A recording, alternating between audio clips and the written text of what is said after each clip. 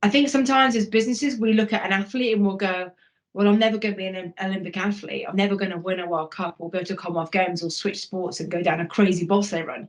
You don't need to, but the lessons and values that you learn as an athlete, they're values, right? And if your values are aligned to where you're going, I believe you can literally create magic.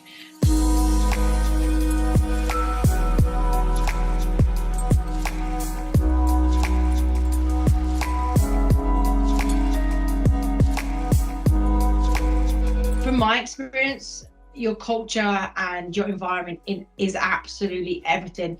If you get the person right, then I totally believe you get the performance. So a winning mindset is turning up every day, which I know sounds a little bit of a, oh yeah, you just turn up, but it's about consciously being aware of yourself, consciously choosing your attitude, consciously making good decisions, and being so self-aware that you're aware of, you understand the decisions made by yourself and how they affect your teammates around you. And every day approaching it like, we would have 100 days till Tokyo written up, 500 hours in the gym, 300 hours of skills, all written up every day. And then every day it'll be tailored down towards where we're at. But that's the structure and the framework. But then in between that, you've got the chaos, which is dealing with your body, dealing with the injuries. So you have to be so adaptable, and you have to know yourself so well instinctively that your unconscious becomes conscious without even having to think about it.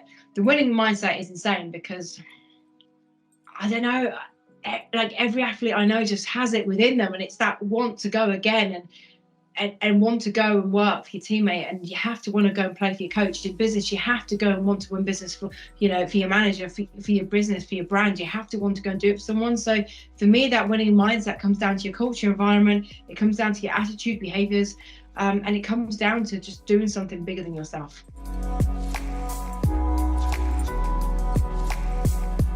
Let's go back in time, Fish. I had hair at this point. In 2012, I think it's 2012, like 11, 12, I broke my back in 4 places. When you're an athlete, hand on heart now, you believe that you are totally invincible. Like nothing can hurt you, nothing can break you. It's me versus you, and I'm gonna win. It's literally that simple. And that mindset is like up here.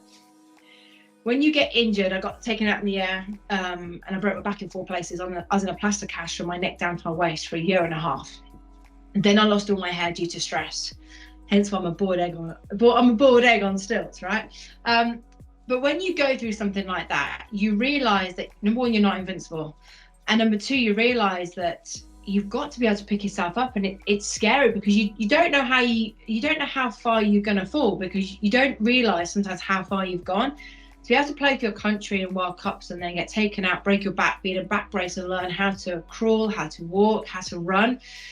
It then took a conversation with my parents to go, I got selected for Hong Kong Sevens for England. And although we'd done controlled contact for about a year, I was never scared walking out on the pitch. I remember being in the tunnel for Hong Kong Sevens, and we weren't sure how my body was going to handle it. And the conversation with my parents was very much about, I'm going to take a risk, and sat down with the doctor. And if I take a hit that's come from a different angle, or an angle that my body doesn't like, I risk being paralyzed.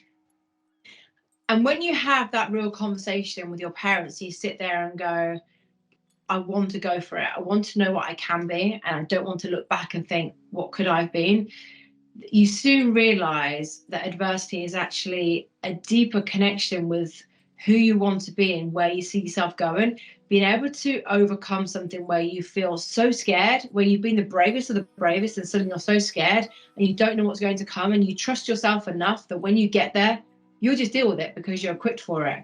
For me, that is adversity. But then every day, that resilience to keep going and to be at the top of your game. As a youngster, you set out playing for your country, and it's all about, I want to play for England, I want to be at the Olympic Games, I want to be at a World Cup, I want to play at Twickenham. And then you get there, you suddenly realize resilience and the bravery and the mindset, the courage within is actually all about, can you repeat it every day? It's no point performing for one day. You've got to be able to go and go and go and go again. And for me, the adversity of coming back from my broken back, and then my identity of my hair loss, led me to a real, I suppose, it changed my life, because I had to really learn what real strength of character was, and I had to really understand who I was so I could bring my character to the surface to go and achieve.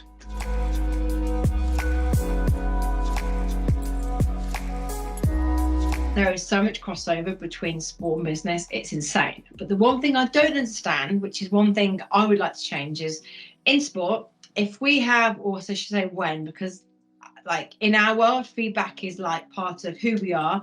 We want feedback. We want to know how we're doing, how we're not doing. We want to know the stats. It's the competitive edge of the athlete, right? It's that mindset and being better than someone else, but also understanding that who's next to you is just as good as you are. So it's that competitive nature. But when you're in business, feedback is like seen as, oh, I don't want feedback. I don't need feedback. We get defensive about it. We take it to heart.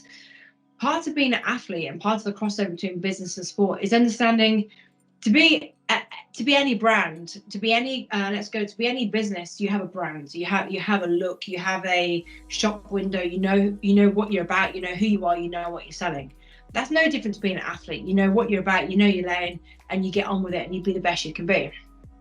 But then with that comes then expectations, values, alignment. Aligning yourself to what you see as success is very different to what I see as success. In sport, you're so aligned because you have a common vision, right?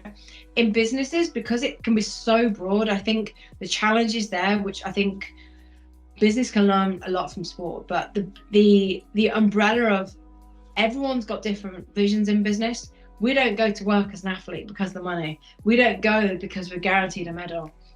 A lot of people I meet in business go to work and they're just paid to do a job every day.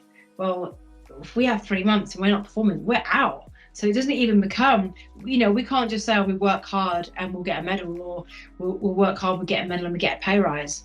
For an athlete to have to go again, if businesses could take, like, literally, I reckon, I'm going to say 5% of what an athlete knows in terms of the mindset, the ability to turn up every day, the ability to align yourself to success, and seeing resilience as being open-minded and not just tunnel-visioned. The more experiences, the more pictures you're exposed to as a business and as an athlete, the better understanding you'll have of the world and people around you. The more understanding you have, the more power you have, and power is knowledge. I'm not going to lie, I champion women, and I want women to feel like they can and they will, and we are on the rise. And I believe that every woman's got responsibility and a power to be better than what they are and to bring other women up with them. That's the first. Second thing, to show we need guys. It's not about guys and girls. We need guys. We need allies. We need people who actually understand the mindset of what people bring, from take gender out of the equation, what we all bring to the party. I want people to feel like I'm raw, I'm authentic, which I'm real, I am what you see. I bring the energy and I bring the vibe. I will always try and, well, I always do. There's a massive synergy between being the best in whatever field you are, whether it's business, performance, sport, Olympics. I think sometimes as businesses, we look at an athlete and we'll go, well, I'm never going to be an Olympic athlete. I'm never going to win a World Cup or go to Commonwealth Games or switch sports and go down a crazy bobsleigh run. You don't need to, but the lessons and values that you learn as an athlete, they're values, right? And if your values are aligned to where you're going, I believe you can literally create magic. So for me as a speaker, it's like getting into the hearts and the heads of who I'm speaking to, relating it to people, bringing women up, allowing guys to be able to have a say, and challenging CEOs to go, why did you do that? What are you doing differently? And how do we open your mind to actually see, if as an athlete, right, if I went for a job interview, I wouldn't necessarily get the job because I'm not very good at certain things, but then put me in a room and do something different and I can set the world on fire. So it's understanding someone's capabilities for me. So if someone can see the magic within and just give a shot, and I believe you can change lives.